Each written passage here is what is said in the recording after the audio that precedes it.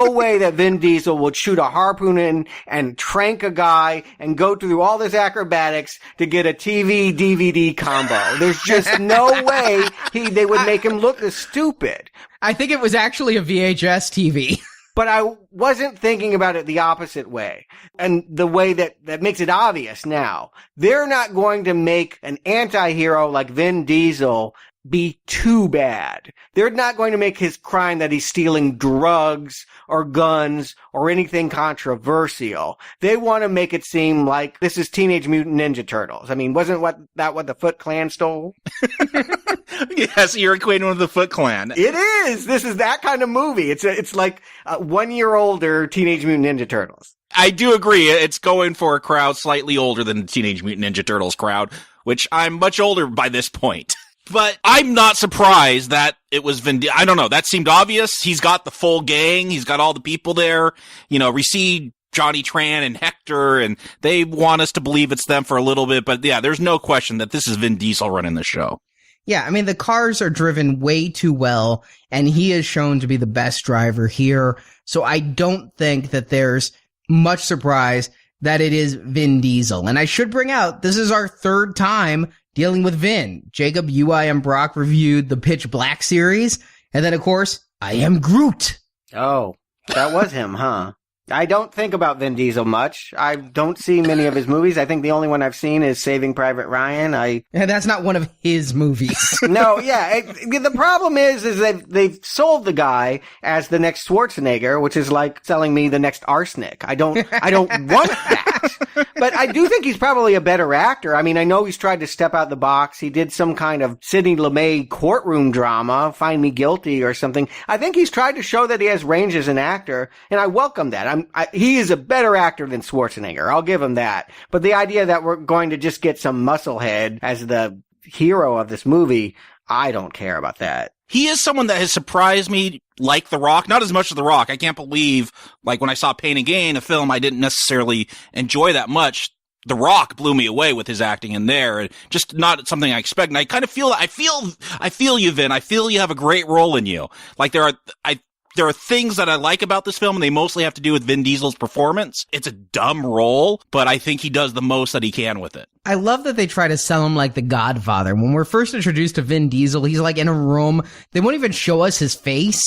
We're just seeing him from the back through like chicken wire. And finally, when he comes out punching. I mean, the way he is introduced in this film, not counting if Vin Diesel was even on set for that opening heist, is actually really a great entry for a new character. Great. I'm not going to use that word too often here. It sets him up as a threatening presence for the real star of this movie. I didn't realize Vin Diesel wasn't the star of this franchise. It's Paul Walker's show. Yeah. And he is, as I put in the plot summary, an undercover officer. And because I saw this movie in theaters, I think the trailers might have even revealed he was an undercover officer. I can't remember that, but I can't watch this movie's first act and not know. But they keep that as a secret that he's undercover. Did you guys realize he was a cop and not just a wannabe racer? Biggest shock. More of a shock than this was a heist film, that he was an undercover cop. Shocked me because now this has become Point Break with cars instead of surfboards. And Point Break's a high bar for me. Like, if you're going to try to remake that, do a secret remake, that's some balls you got. Well, they are actually remaking Point Break. I know. So they got balls, or at least they're desperate. I don't know that it requires testicles to cash something in, but I actually tried to get Point Break as the review we did right before this, because I really feel in order to review this movie, we have to review Point Break, another movie I love. Stuart, for some reason, insisted we do fucking Boyhood, but I was all about Point Break. Oh, now he doesn't want to see Boyhood after he saw it. I'm just gonna say, yeah, I know they're doing a remake of Point Break, but this is like what A Fistful of Dollars was to Yojimbo, where like they straight up plagiarize another film and don't give it any credit. Like this, I'm surprised there's not a lawsuit over this film. Well, I will say this. Here's a fantastic experiment that I tried, and it's true. Close your eyes, and you will hear Keanu Reeves in everything that Paul Walker says. He has the exact same intonations in his voice. I wish this was Keanu. I'm sorry, Paul Walker, man. I hope he gets better as these films go along, but this is kind of embarrassing, his acting. He's not as good as Keanu? Ouch. Yeah, exactly. He is as good as Keanu. How about that? That's faint praise. That's not praise. That's damnation. And he's not as good as Keanu was in Point Break. I think Keanu in the 80s, Parenthood, Point Break, Bill and Ted, was a much better actor than Keanu after the 90s and in the 90s. But I love Point Break, and that this is basically that same story of the undercover officer who befriends the person who's the criminal mastermind. I actually like it. I really do. You say they should sue. I say, hey, I'm happy to see a derivative Point Break story that is almost as good as the original. I don't know how you can say you like Point Break when this is almost as good as the original. Because I'm the fan of the Fast and the Furious. I don't see how you see that big a difference.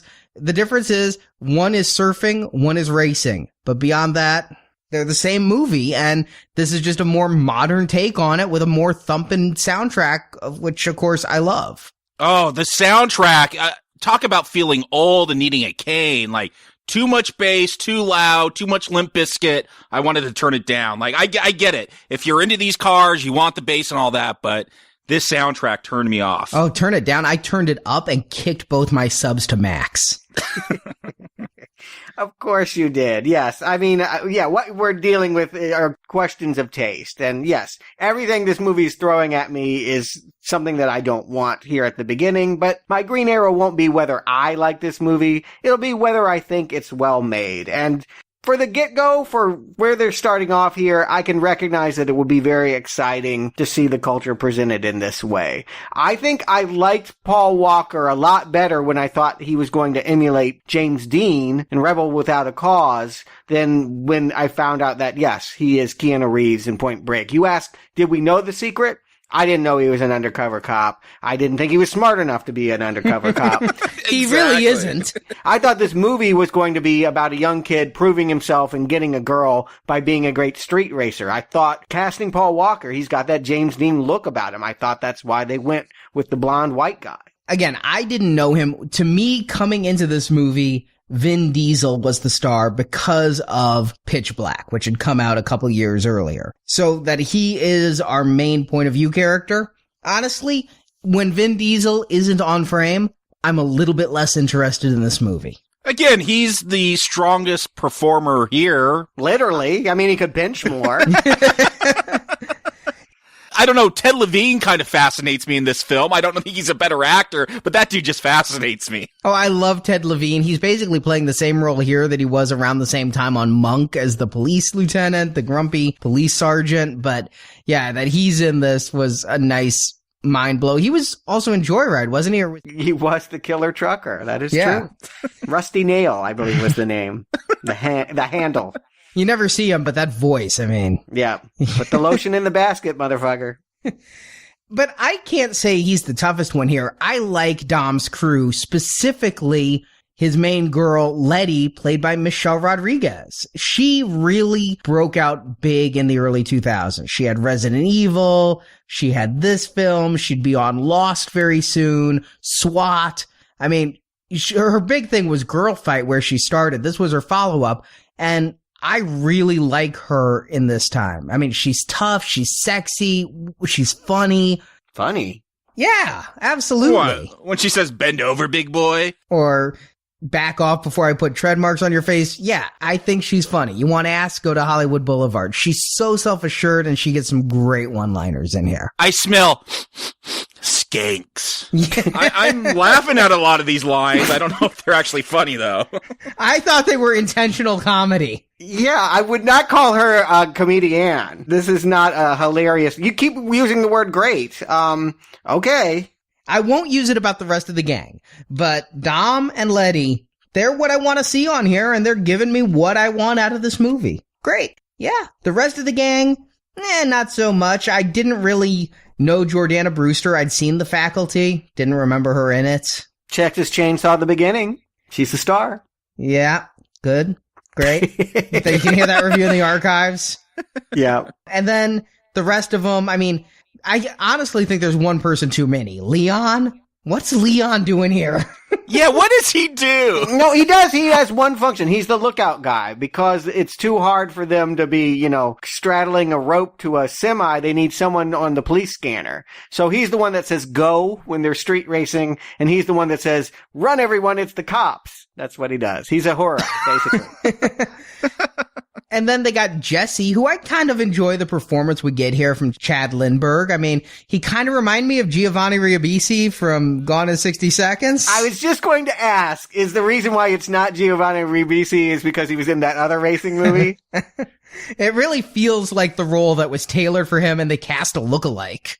Yeah, again, these are broad strokes. Nothing about this is genius. Rob Cohen works in B-movie pictures, and this is everything you've seen before thrown together and done really fast. I mean, nothing about this is original, but it is competently photographed, and they're all recognizable types that people obviously enjoy because they keep popping up in movies. The one who really kind of matters is Vince, who's another actor I don't really know, Matt Schultz. He was in Blade. I don't remember him in Blade. He was in Blade 2. You're right. I think we actually called him out back when we reviewed Blade. And I said, oh, it's the guy from The Fast and the Furious. But it's been so many years since Blade, I didn't remember him until I IMDb'd him. But he's the one who is actually the smartest of the gang because he knows not to trust Brian. Well, here's the thing. I thought this was the obvious culprit. I thought that, there's one dissenter among this gang. Everyone else comes around pretty quickly that the blonde white guy should be their friend. He helps Vin Diesel get away from a street race, and he seems admirable. He put his car on the line, and it was a cool car, and everyone has fallen for him. Mia particularly, literally, has fallen for him. But this Vince guy, he doesn't like the guy. He's jealous because probably Mia does like him and he likes Mia. But also, yeah, he can smell a rat. I also think it's because he thinks this guy will figure out that behind Vin Diesel's back, he is ripping off this electronic stuff. I thought he was the only one in on the crime plot. Now, because I'd seen Point Break, I knew it was Vin. I mean, and this was the crew. Because, again, I said they introduced Vin like the Godfather. I see this as a crime family. And that's something that they cut out of this film. There's a deleted scene that I think would have really added a lot to this movie. We're going to get it later. But this is a surrogate family. These people do love each other. They treat each other like family. And what Dom is doing is basically bringing in a new little brother to the family. And there's some sibling rivalry going on. But Vin is the father. Mia's really the mother, even though it's his sister, because those two are the head and the rest are the children keeping in line. And you wouldn't have just one of them out there, especially since there's multiple cars involved in this robbery. I knew it was Vin. I think that would have helped me. I just saw them as a gang. They race cars. They steal this stuff.